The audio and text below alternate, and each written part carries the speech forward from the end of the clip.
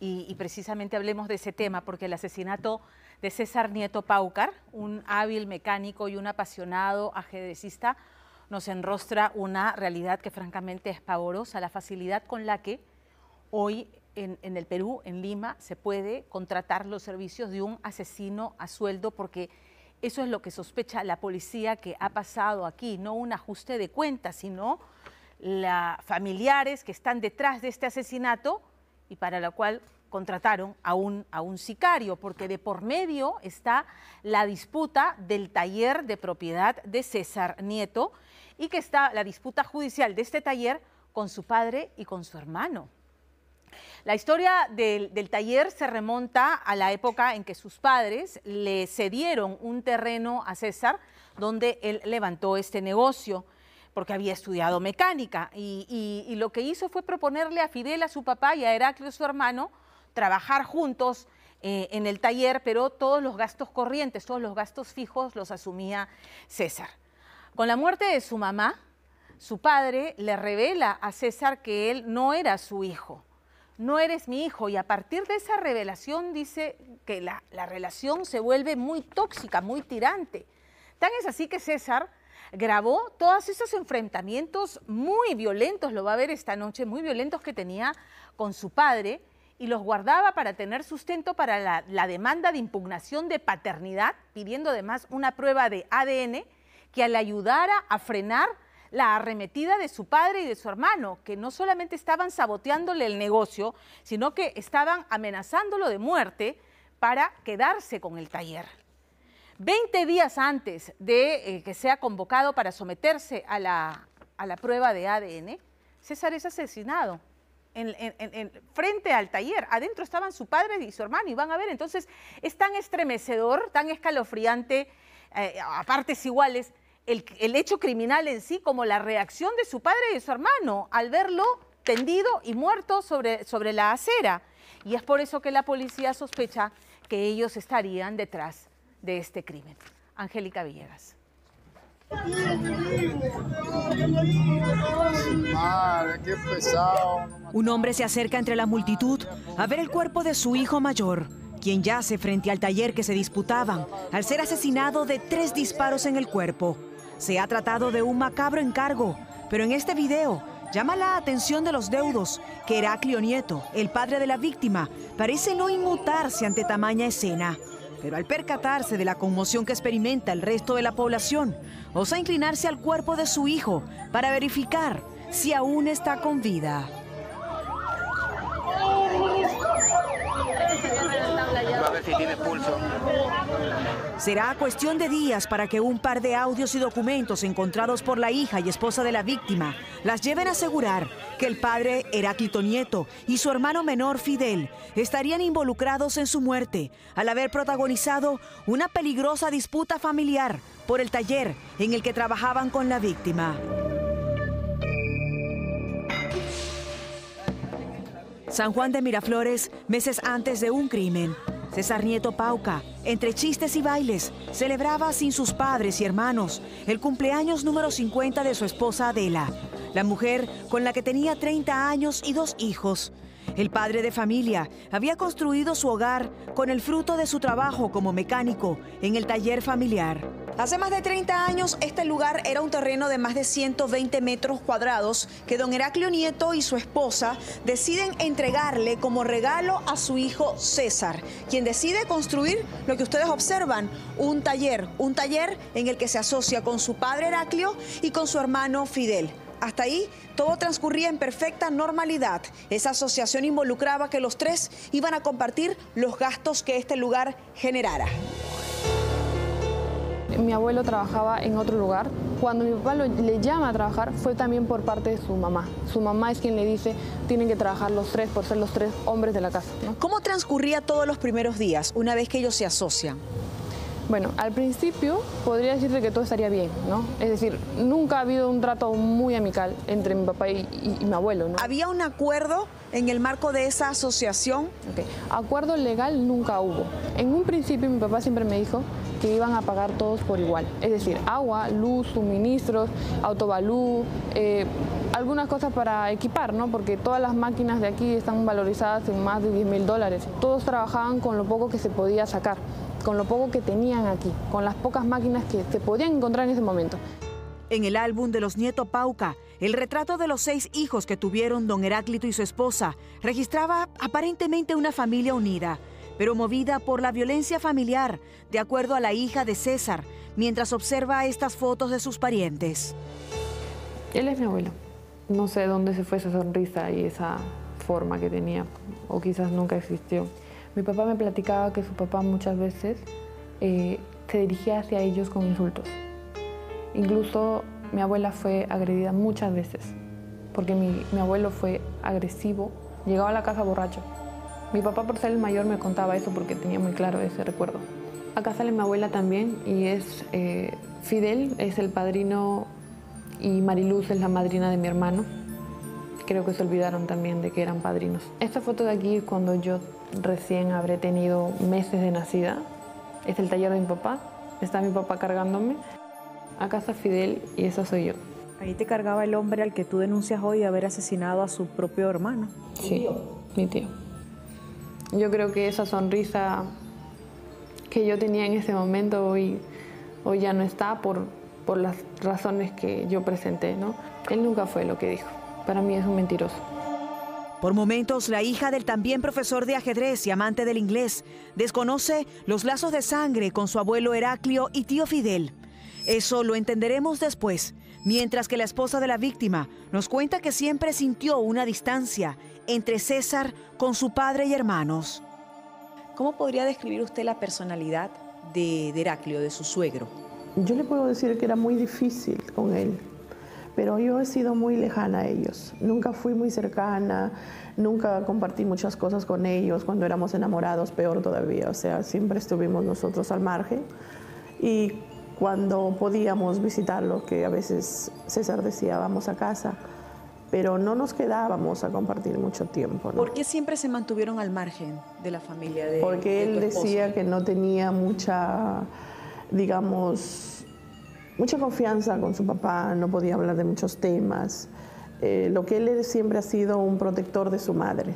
¿Y en algún momento le preguntó a su esposo a qué se debía esa situación en casa? Porque no es usual que en una familia no congenien él con ninguno de ellos, ¿no? Siempre, casi siempre le preguntaban por qué tus hermanas son así, o por qué siempre ocurre esto con tu papá, o por qué tu papá siempre está como que siendo autoritario con todos, ¿no? Tanto con la mamá, con los hermanos y todo lo demás, ¿no? Él siempre decía que su papá fue así. La esposa e hija de César no sabían precisarnos a qué se debía esta distancia de él con su padre y hermanos. Paradójicamente, aunque César era profesor de ajedrez y conocía cómo manejar la guerra en un juego, fuera del tablero, su estrategia se escaparía de las manos. La situación en este taller comienza a complicarse coincidentemente para cuando muere la matriarca de los Nieto y se intensifica el enfrentamiento entre César y su padre, quienes habían acordado inicialmente compartir los servicios públicos de este taller, pero resulta que al final lo hacía César y ya tenían más de 4 años sin servicios de agua y servicios de luz. Este momento es simultáneo al envío de cartas notariales que César hace hacia su hermano y su padre. Cuando mi abuela fallece en el año 2019 es que empieza todo este tormento. Mi propio abuelo es quien prácticamente niega a mi padre y le dice que no es su hijo, que su mamá la engañó a él, ¿no? Que es hijo de un violador. Ambos jugadores enfrentados, más allá de un tablero, conllevaron a que la estrategia de César se enfocara en grabar a su padre, quien negaba cualquier parentesco con él en estas duras peleas. Tienes la vida, ¿qué carajo te creyó que naciste? Tienes educación. ¿Por qué quieres trabajo? Todo te da cojones, la verdad que no eres mi hijo. No, es por qué miraba a tu mamá. Siendo enamorado de tu mamá, me sacó la vuelta contigo. Son palabras muy fuertes, ¿no? Son palabras que uno no espera que tu propio padre te lo diga, y mucho menos el día de tu cumpleaños. Para César, las palabras de quien había creído su padre y ahora lo desconocía, lo habían herido profundamente. Ahora entendía a qué se debía tanta distancia según sus parientes. Todo esto complicaba la convivencia en el taller, donde César trabajaba con su padre Heraclio y su hermano Fidel. Ellos no querían pagar el autovalúo, ellos no querían pagar los gastos que acá se acumulaban, ¿no? Como agua, luz. Es más, no hay luz en este lugar. Estos cables que se ven por acá, ¿no? Que se puede apreciar ahí un cable. A ellos, al no querer pagar la luz, automáticamente se cortó. La luz se cortó. Aquí no hay luz en este lugar. Y se estuvo trabajando así por 4 años aproximadamente. Ellos mismos sí, lo que hicieron fue, como siempre, sacar la luz del mismo suministro y esto iba hasta allá, hasta el cuarto pequeño. O sea, lo de aquí lo utilizaban solamente ellos. No había luz arriba, no había luz acá. No, o sea, mi papá tenía que trabajar a ciegas prácticamente cuando se quedaba hasta tarde. Otra parte de ese infierno entre padre e hijo lo recopilan la hija y la viuda de César en estos audios que hallaron en el USB del mecánico.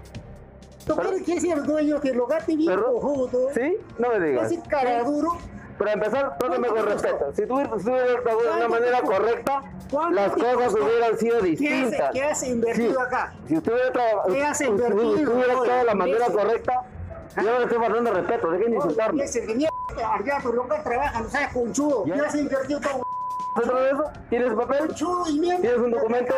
¿Tienes un documento? Tengo documento. Ah, me cuesta. ¿sí? A todos nos ha costado, no te ha costado a ti solo. ¿Sí? Llévatelo. El ajedrecista y también mecánico había iniciado una demanda para impugnar la paternidad. En los documentos que envió al juzgado, indicaba que su padre lo había amenazado de muerte y le faltaban 10 días para someterse a pruebas de ADN en medio de una imparable disputa por el taller que lo llevó a trabajar fuera del lugar, atendiendo a sus clientes ahí, en vista que, según la denuncia, su padre y su hermano se atrincheraron al interior del lugar que le pertenecía. Así llega el sábado 10 de agosto, pasadas las 3 de la tarde, cuando él estaba atendiendo un cliente y en ese momento se inclina para chequearse el cliente y ya le yapeó. Ese es el momento en el que por acá pasa una moto con sujetos a bordo y le efectúa a César 3 disparos, dejándolo tendido en este lugar, mientras su padre y su hermano estaban dentro del taller. Lo siguiente es registrado en videos que transcurren entre la tarde y la noche de un sábado de agosto, con el cuerpo de César frente al taller que se disputaba con su hermano y su presunto padre, quien es el primero en salir al ver su cuerpo. Madre, qué pesado, lo mataron, pinche su madre, viejo. Sorprendentemente, una semana después de su crimen, el taller de César es saqueado por su padre y hermanos, según la denuncia. Sus deudos presentaron este registro fotográfico para certificarlo. Así que fuimos a buscar a Fidel, el hermano de César, sindicado por estar supuestamente vinculado con el crimen, al igual que su padre. Pero su nerviosismo no le permitía dar respuestas concretas. Estoy investigando el crimen de tu hermano, que tengo entendido que ocurrió hace ya más de un mes. No entiendo por qué. ¿Ah? No entiendo. ¿Por qué qué? ¿Por qué me sigue tranquilo? La información que tengo es que llegaron al taller, le dispararon. Entonces quería saber qué información tienen ustedes como familia sobre el crimen. Nada más de eso. Yo estaba adentro, no he visto nada yo.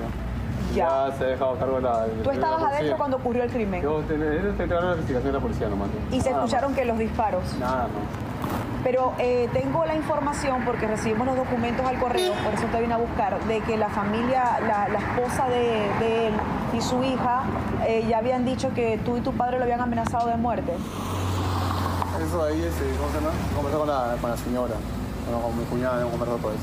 Ya, porque sería bien grave que un hermano, o sea, a mí me cuesta concebir que un hermano esté vinculado con el crimen de su hermano. Me cuesta a mí concebir que se puedan hablar así, ¿no? Mi sobrina, mi cuñada se pueden hablar así.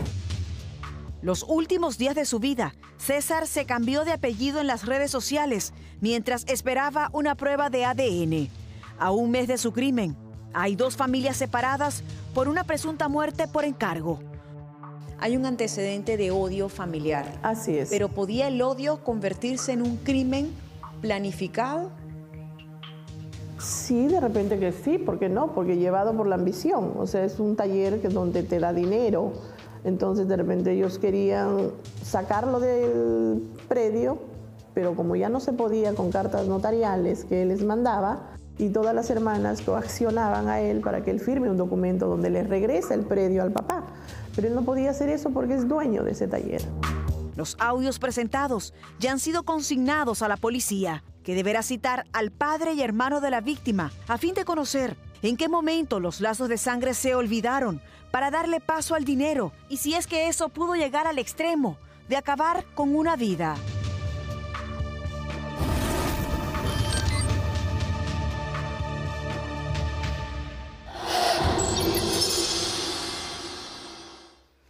Hasta por 500 soles se puede contratar a un asesino a sueldo. Los casos de sicariato se reportan a diario y qué lejano.